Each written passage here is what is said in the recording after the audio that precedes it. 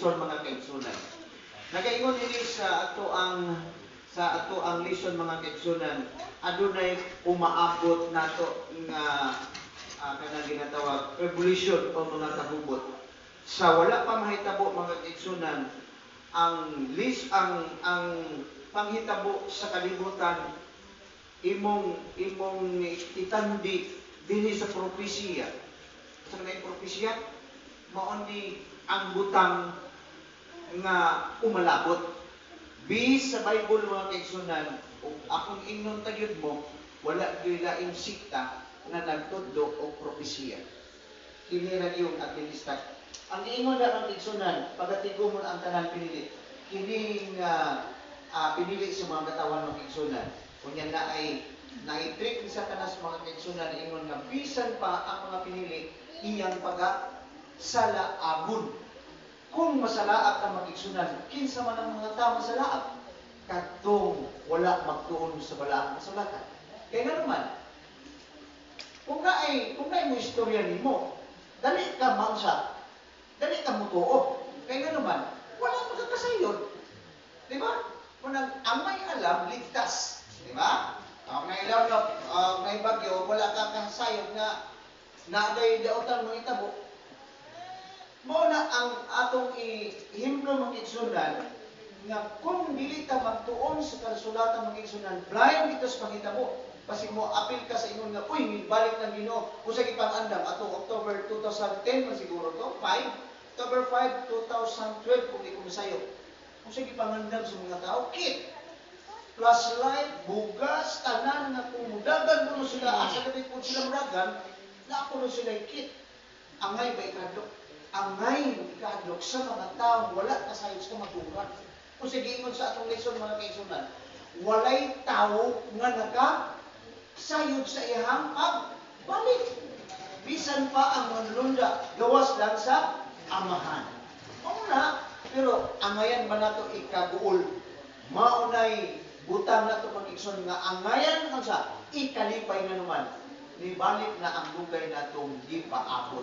Diba? So, priskat kay mga igsunan, kay nagpabilin ta, ingon nga naata sa kamaturan kilid ni Ginoong Hesus mga kaigsunan. Ganong giingon ba po diri nga dakong away, dakong kagubot kaniadto sa pag-implementar mga kaigsunan sa Sunday. Nagsugod sa 538 ang edad sa kalibutan. Maunay pagsulbong sa kagabong sa Papa. Nga tanan na wala musimba sa adlaw nga Domingo, patay yun. Pila ka po, ang namatay na, binilyon. No? Ang uban, bisunog. Ang history mga kaigsunan, encyclopedia, giingon nga 538 na human sa 1798.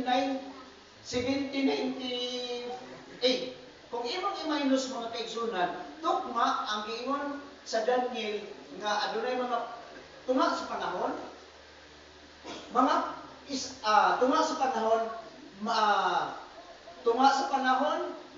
panahon o mga panahon. Ang tunga sa panahon mga kaigsunan, tunga sa tuig. Mga panahon isa ka tuig, ang mga panahon isa ka tuig o ang mga panahon duha ka tuig. Kung imong i-convert mga kaigsunan, kani adto ang adlaw sa kada buwan 30 ra gyud. Ang 30 i-times nimo 12 mga kaigsunan, mao na ang kwintada sa usa ka tuig. So, ngano mang natukma man ang giingon ni Daniel mga panahon o imong itotal na ay 1,260 these years na siya.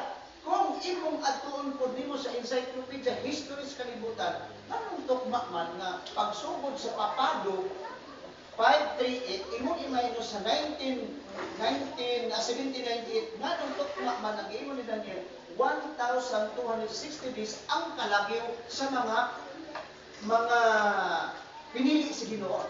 Kung sa giingon sa Ginoo, kung wala na kong bufi ang panahon katong during sa persecution mo nagitawag ng Dark of Ages, gibawal ang pagbasa sa Biblia kay makabuang puno. Kung na interpretation nila, pero actually mga kaigsunan, mo na nakulangan sa mga pagtuon. So at least na naagitay kinaugalingon na itong research mga kaigsunan dugang sa pagpasado. So mao ni ang maabuto nun nga masublit mga kaigsunan. Pero ang plano sa Ginoo mga kaigsunan sa plano sa Ginoo, ipamubok niya ang panahon kadtong na time sa during persecution mga kaigsunan kay naman basin po niya kuno wala na mabilin nga mga pinili niya pero ang gahom sa Ginoo mga kaigsunan kung unsa ang pagtagad sa Ginoo sa panahon sa Israel unsa man to ang Israel usahay nang itugyan man sila sa uban nga mga gingharian nga mapildi sila kay naman ang ilang pagtagad sa Ginoo lahi na pero imong gikan sa sinugdanan ng kaigsunan hangtod karon nganong nag-exist pa man yun ang mga pinili sa Ginoo. It's because nga naa ang Ginoo nagbantay niinig nga iglesia. Bisan tuod nga nagkahuyang ang mga kaigsunan ninumdumig nga ang mulang espiritu mumunghong na sa imo simba na kay nga naman ikaw akong pinili. Ana ang gugmas Ginoo mga kaigsunan. Atong panginawan ang pungong sa mulang espiritu mga kaigsunan nga ikaw pinangga kaniya. No? O pinangga kaniya. Na mga kaigsunan, kining isa sa mga panghitabo mubalik yun ang Ginoo. Kung nag-ingon sa komentaryo ng kaigsunan, apit ng time. Kung nag-ingon sa komentaryo ng kaigsunan, sa pagkahibalo nato sa last part na kay Murag, alas 10 sila. Sa atong pagkahibalo, pagdawat ito sa kamaturan, kanunay nato na lugar na mingon sa man, doon na mubalik ang Ginoo. Sa pagdawat nato, hangtod karon mingon ni doon na mubalik ang Ginoo. Atong dumduman mga kaigsunan, dili ka insentive ani. Dili pwede nga magyugpos sa kasdaprin. Muabot ang panahon. Apil ta ani. Ano ba kinig salida ba? Apil gyud ka ani bisan pa wa ka magpakabana. Apil gyud ka sa kalisod, apil ka sa kabubot. Apil wala exempted.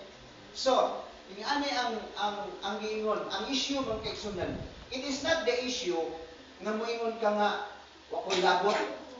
It is not the issue nga kanang moingon nga dugay ng panahon ako nagpaabot hangtod karon ako mangyapon. Ang pangutana kini ang pangutana.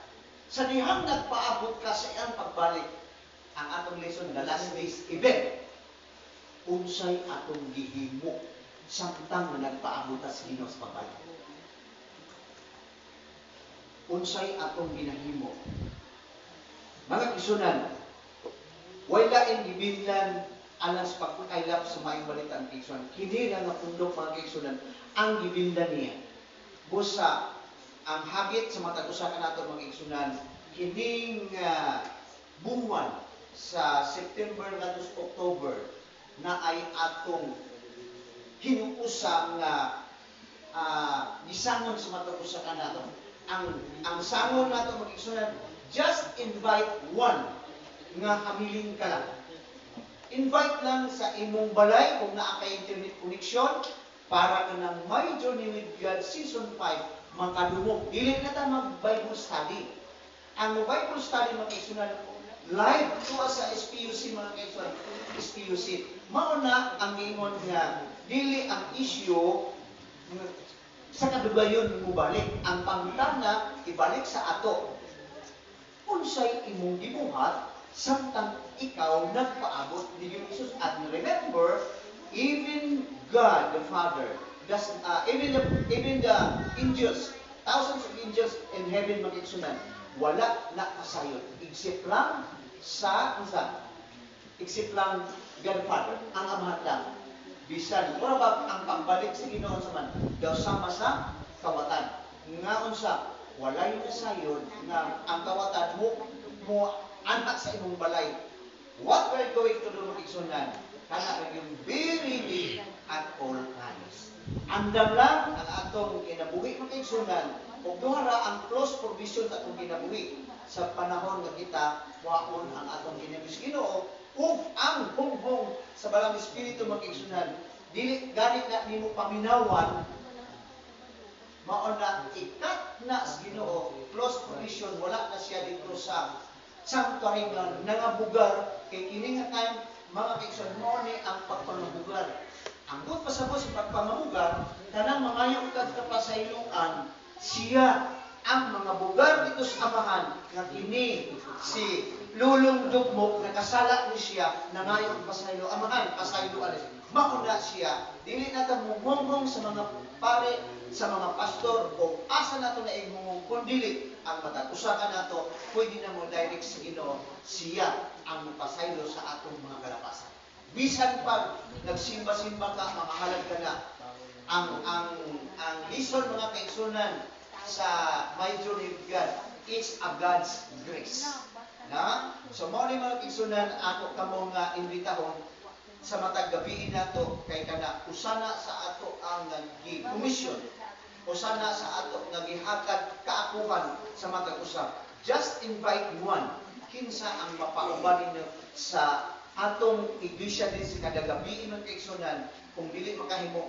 kung na connection sa balay pwede dito para dili na ka mag-Bible study usmuna ko kay sila naman ang live sila pastor ang mga president man karon ng kaigsunan ang mo unsa ang mo kana ang mo lecture or mo Bible study so ingani kaigsunan wala tay panahon usmuna ko samtang kinagapaabot sa ikaduhang pagbalik atong ibalik ang atong pangutan sa akong kinabuhi kung unsa ang atong himuon sa panahon na kita nagapaabot sa ikaduhang pagbalik sa Ginoo. Ang Diyos mga panalangin.